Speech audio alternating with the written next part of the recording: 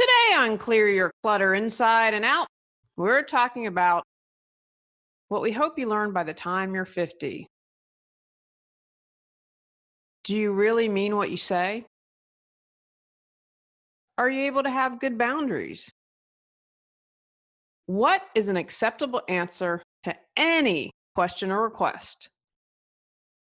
Learn some life lessons that you can apply at any age as we begin the month focusing on your future self. Do you control your clutter, or does your clutter control you? On Clear Your Clutter Inside and Out, we'll teach you awareness as well as action steps to create change in your life. Come on, let's get started.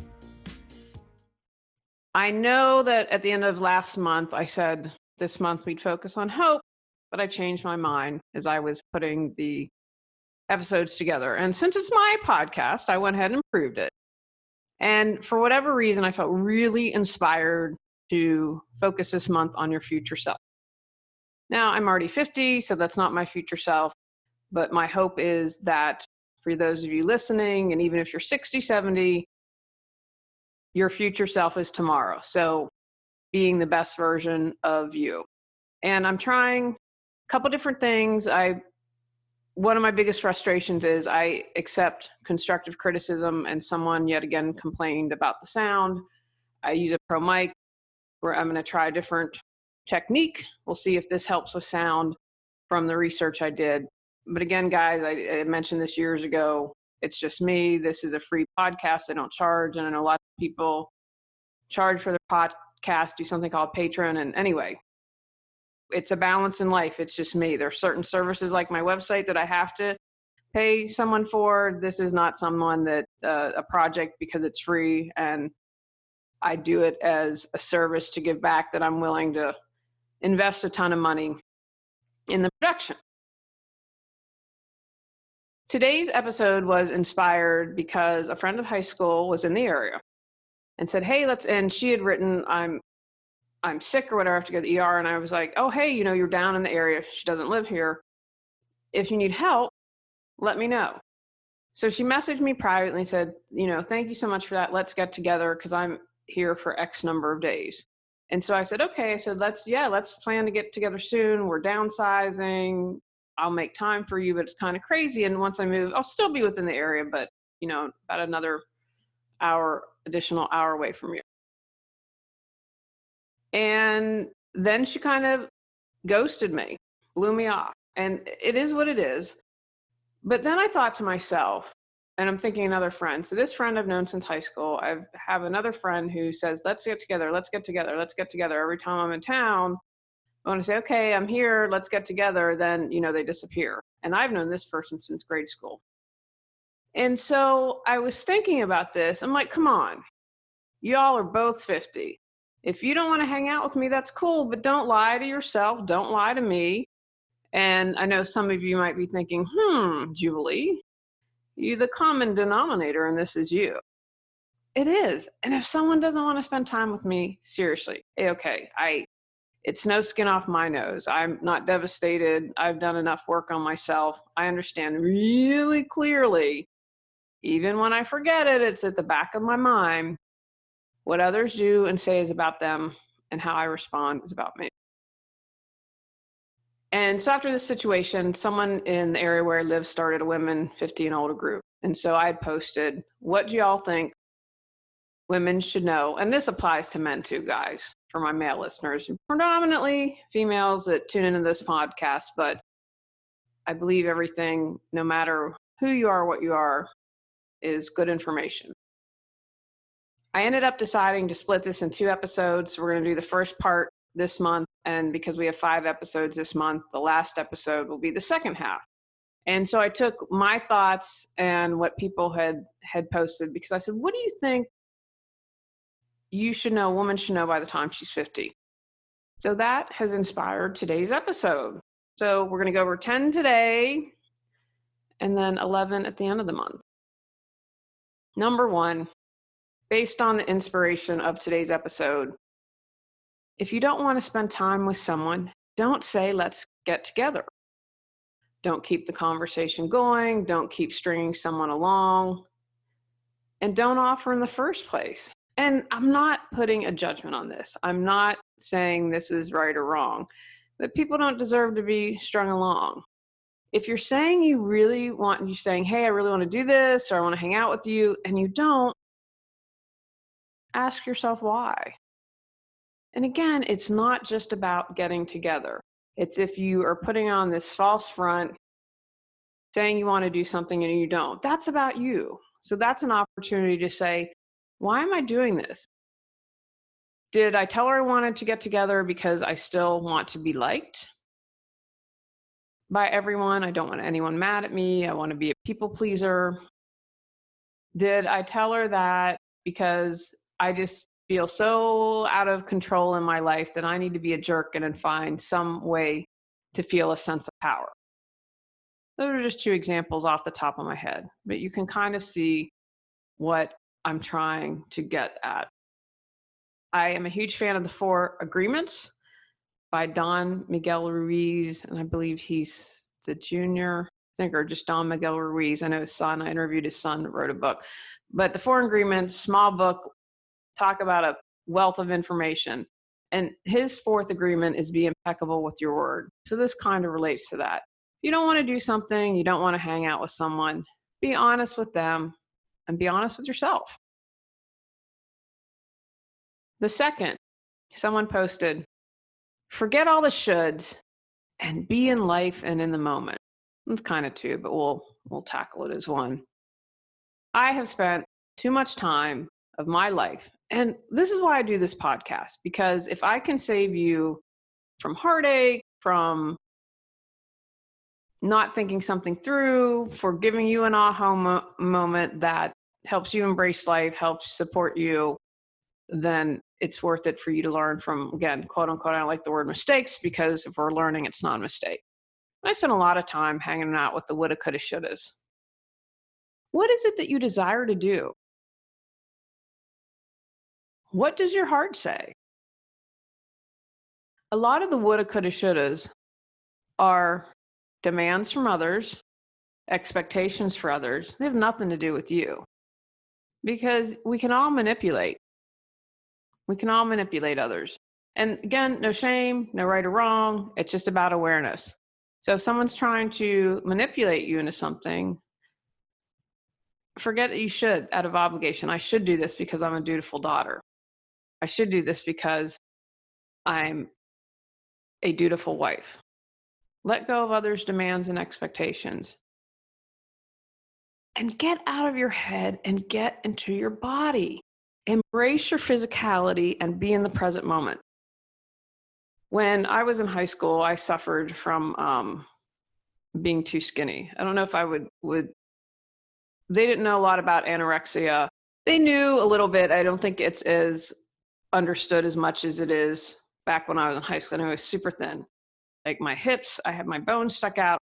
I was too thin no matter how you cut it. Maybe in Hollywood, I would have, they would have thought probably would have thought I was too fat in Hollywood, but don't want to use their standards. So anyway, I know for me that was about control, but I can tell you when I was in that situation, one of the things that it did is it separated my body, me from my body. It was like my spirit, I wasn't fully inside my body. And this is something I continue to work on whenever I get upset. If I'm eating emotionally, and I'm going to share this on another episode, I was so stressed, I quit eating. And I was joking with my husband. I said, we've surpassed the stress eating and we're now in the no eating. That tells me that I could barely eat, which told me I was incredibly stressed. But when you are in your body, in your physicality, then you can be more present. It allows you to be more present. When I used to, for a while, I had panic attacks. There was a stretch, and again, God love my husband because he was fantastic through it. But there was a stretch where I was having these panic attacks. And what I believe, and based on talking to people, is it's you're literally leaving your body. And again, I know that might be a strange concept because you're like, what, Julie, I'm here on earth. I'm physically here. I haven't died, but you have your spirit. is just left. So I'm not in my body. So one of the things, and this is, if you ever have a panic attack or an anxiety attack or with someone, then what if my husband was there, he would literally physically hold me really tight, or you can wrap a blanket around yourself really tight. And what that does is that's kind of that sensory thing and helping you get back in your body. So the more you can embrace being in your body, the more you're going to be able to be in the present moment. Number 3, trusting your own instinct. Your intuition is there to guide you. It's there to protect you. I literally said to my husband, he just left 10 minutes ago, and I'm going to share more of what we're going through right now. And I said to him, I said, honey, I just had this feeling, this sensation throughout this entire process. And I wanted this to happen. I thought it was smart for us, blah, blah, blah, all systems go. But there was something in my tummy that was like, and I'm going to examine that further. But I think that was kind of my intuition saying, okay, slow your roll. You need to really think through this.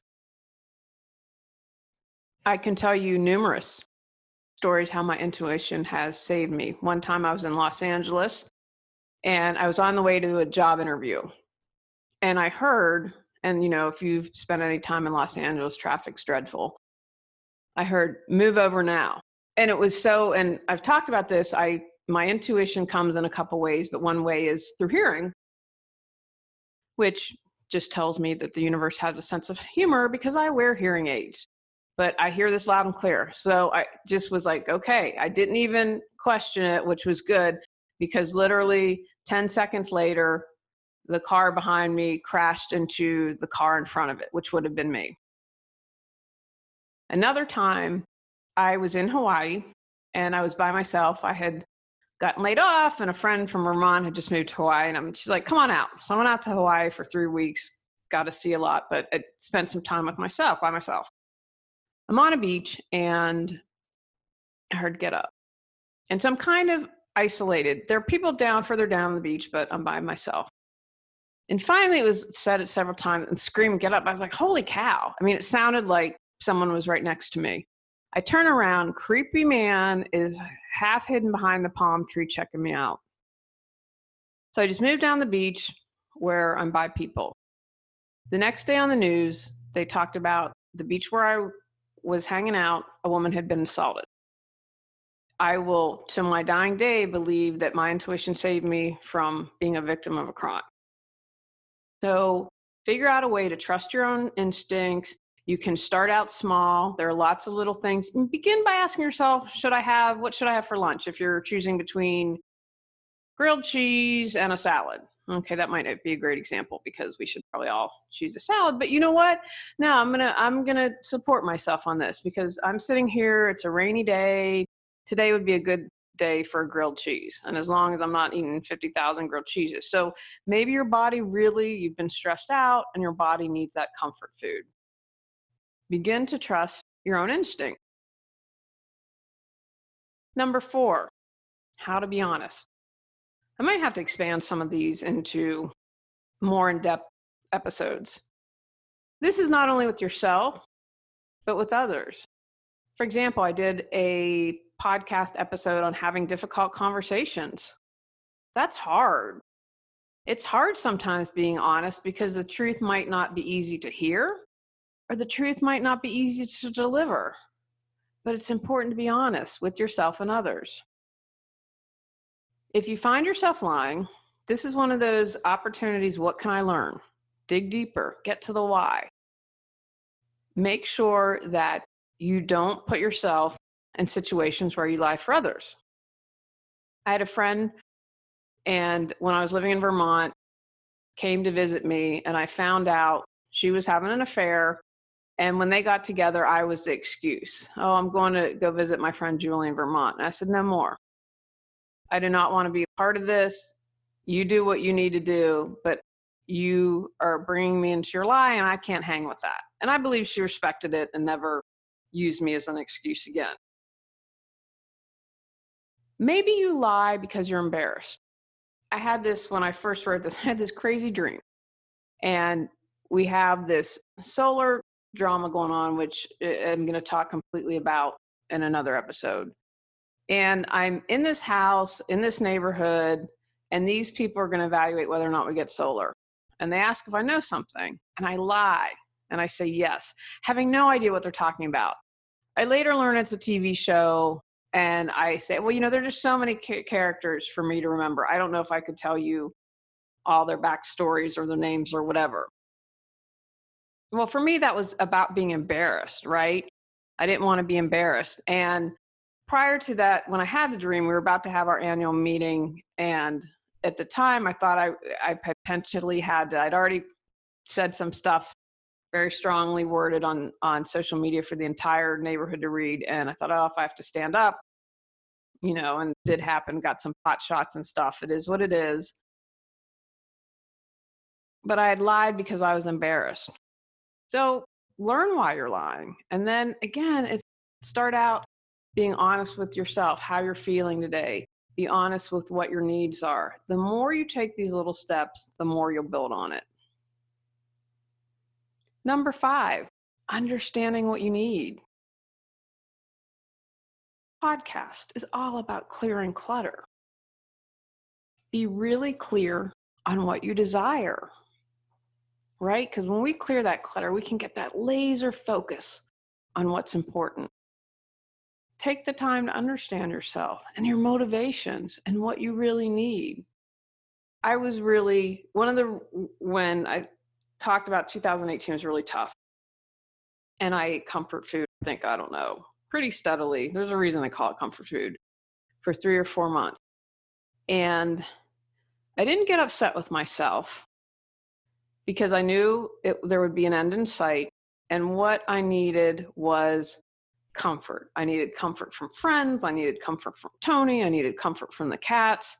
And I needed comfort from food. And I wasn't going to berate myself, get upset with myself, be angry, blah, blah, blah, blah, blah. Because I understood that in those moments, I needed as much comfort as I could get. And along with that, and understanding what you need, see if you can get from yourself what you seek from others. I thought for a really long time that I needed a man to make me happy. And part of me is embarrassed, but I thought, you know what? I share that because I know I'm not alone. And what I learned was I needed to make myself happy because Tony and I aren't always going to agree on anything. I mean, truthfully, we really argue. We're pretty good about talking things out when we, disagree. We're having this conversation and I've already been like, you know what, the ship has sailed. Let's move forward. And he's still waffling a little bit. So we're going to talk about it and that's okay. But I understand that the only person that can make Julie happy is Julie. And so the more I can, I'm trying to give myself what I expect others to give me. And again, that's not about me coming this island because I believe we're all part of the oneness, but it's about understanding what I need and discernment. Is that something I can give myself? Is that an unrealistic expectation for me to expect my husband to be in charge of my happiness? I'd say yes to that it's an unrealistic expectation. So be clear and understand what you need and what you can provide yourself. Does the thought of clearing your clutter overwhelm you?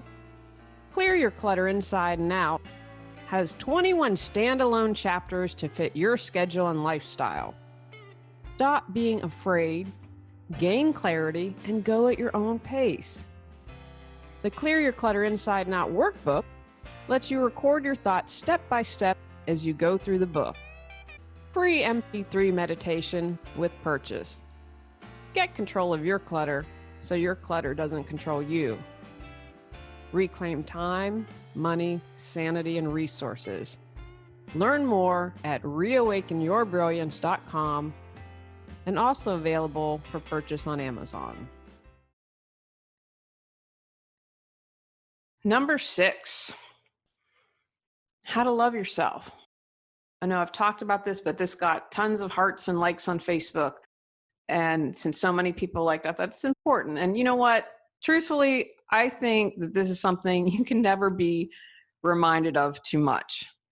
I haven't found anyone that I think loves himself too much. Now you might say, yeah, what about a narcissist? Well, but is that really real good love? I'm going to argue no. Because most of us don't know how to love ourselves. And if you are pretty good with it, and I know this is an area that I continue to work on improving, look at each other. You may be rocking it and being like, dang, I am an amazing entrepreneur. But you don't love how your body looks.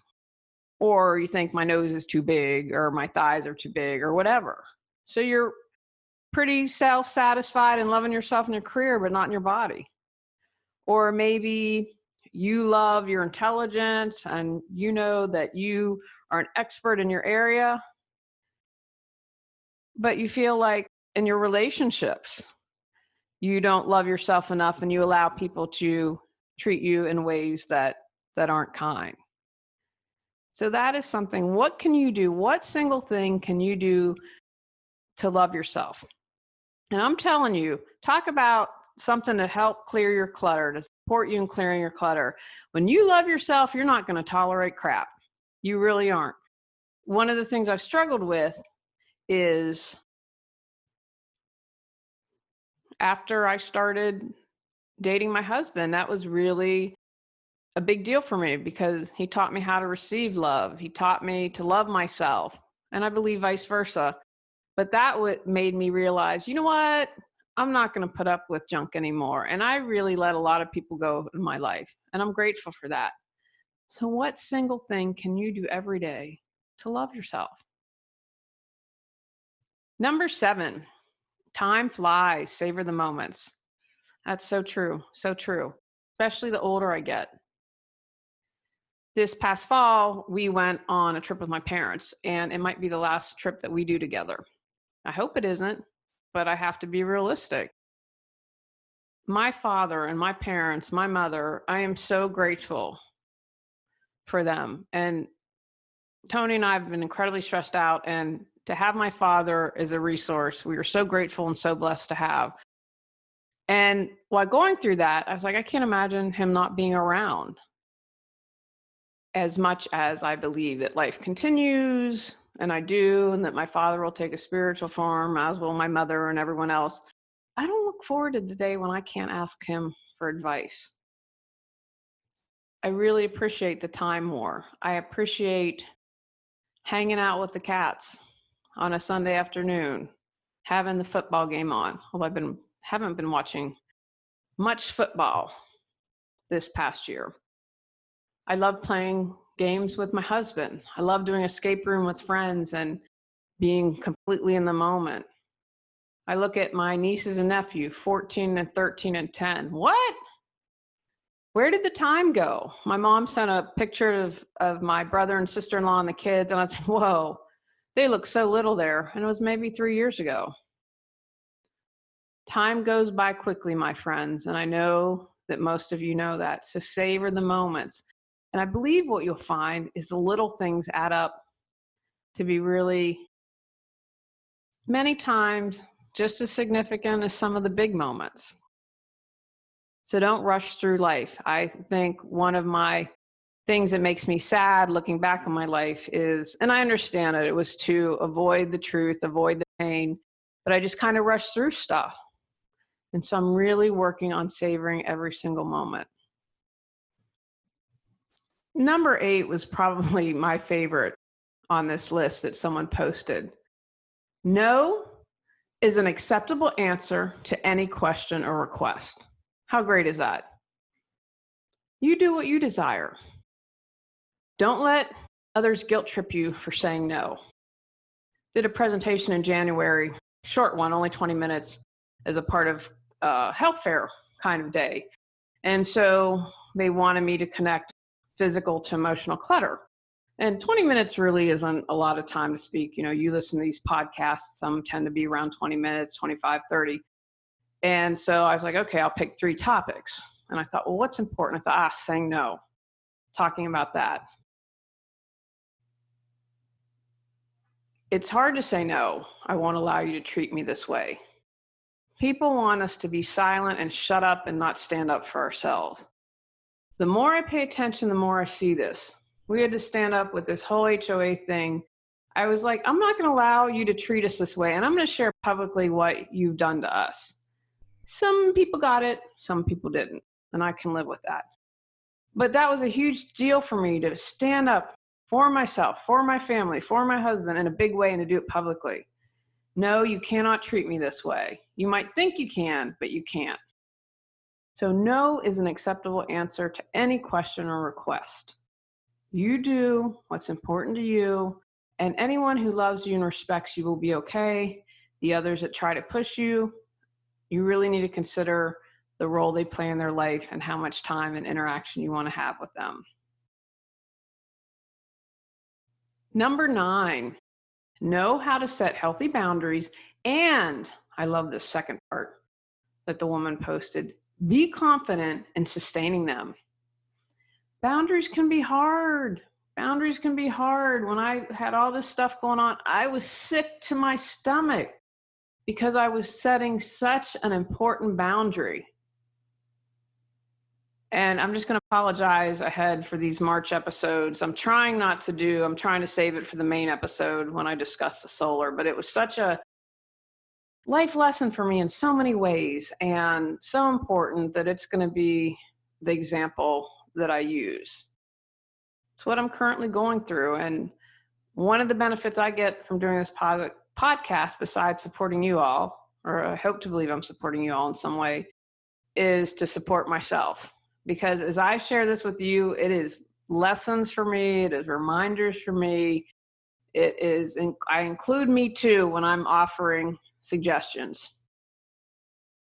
I've gotten a lot better at boundaries, but this was such a doozy because it was in such a public way. There's a legal element, all of this, and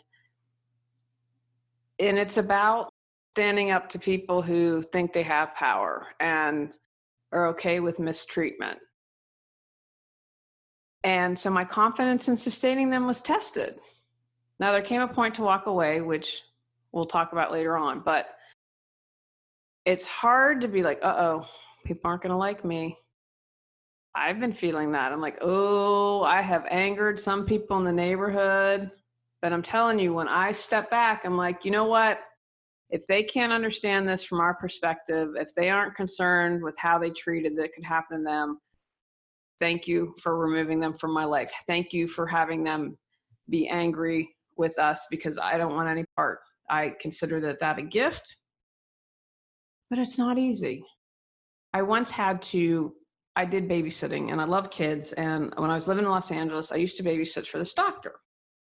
And he was divorced and he and his girlfriend at the time, went to Africa. I watched the kids and I went down to his, LA's huge. So they lived in Redondo Beach, went to the house, blah, blah, blah. And I'm awesome. Like I'd cook them homemade meals. I was really good. And the divorce was bad. There was lots of stuff going on. The mother wasn't in a good space. The father, I think, checked out. And I felt responsible for these kids. Wasn't my responsibility, not at all. But I could just tell that they were neglected. So, neglect and abuse doesn't have anything to do with your socioeconomic status. And so I'll never forget, I loved the extra money. I definitely was when I was a executive assistant. But then I'd have to ask again and again and again to get paid. And, when we have a cat sitter, we leave the check. I date it for the day we leave. You want to wait, you want to cash it now in the middle of the weekend, whatever. So I made my friend sit and hold my hand when I called him and I said, I think I'd said, I don't know if I'd canceled or he had asked me and I said, I need to think about it. And because it was setting a boundary, like, I think he was shocked and he was like, okay, but I said, I'm done. It's, I shouldn't have to beg for you to pay me. And I'm, if you paid someone quote unquote professional, you'd be paying a lot more. So you can do boundaries, and the more you do it, the easier it becomes. And it's going to be tough at first, but set your boundaries and have confidence in maintaining them. And the last one for today, number 10, know you're beautiful and strong. Now, my version of this would probably be you're good enough, worthy enough, and loved. But I love this too.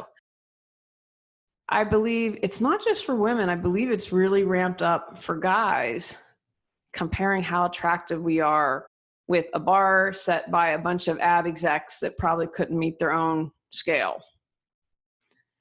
I would have loved to not have spent all the time I did on thinking I wasn't thin enough, that I wasn't pretty enough. Gosh, the amount of time and energy I spent doing that. Know that you are beautiful, and you're a lot stronger than you know. Trust me. I have continued to learn this lesson. You are stronger than you give yourself credit for. You will keep learning. The more you put yourself out there, the more you stand up for yourself, the more you set your boundaries, that you are strong, you are capable. You really are. There are things that I thought, oh my gosh, no way. I would have never imagined doing the internet TV show Reawaken Your Brilliance. I'm not in front of the camera, I'm behind the scene. Ooh. I would have never imagined myself doing public speaking. As much as I desired a right to write a book, at one point, oh gosh, that's a lot. I don't think I can do that. You are a lot stronger than you know, and you are beautiful exactly the way you are.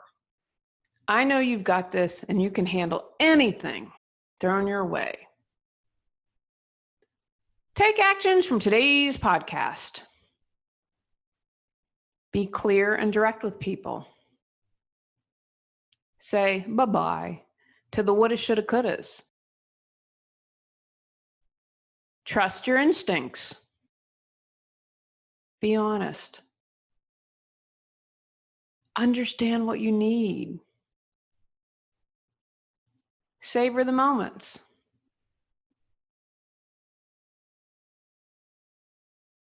Realize no is an acceptable answer to any question or request.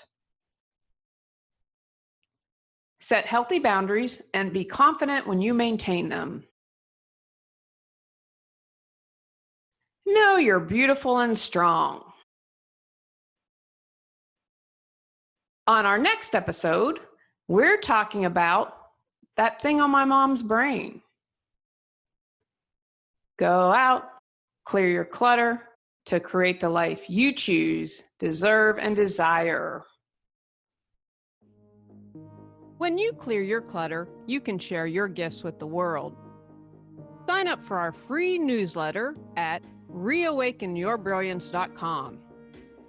If you've enjoyed Clear Your Clutter Inside and Out, please rate, review, and share us.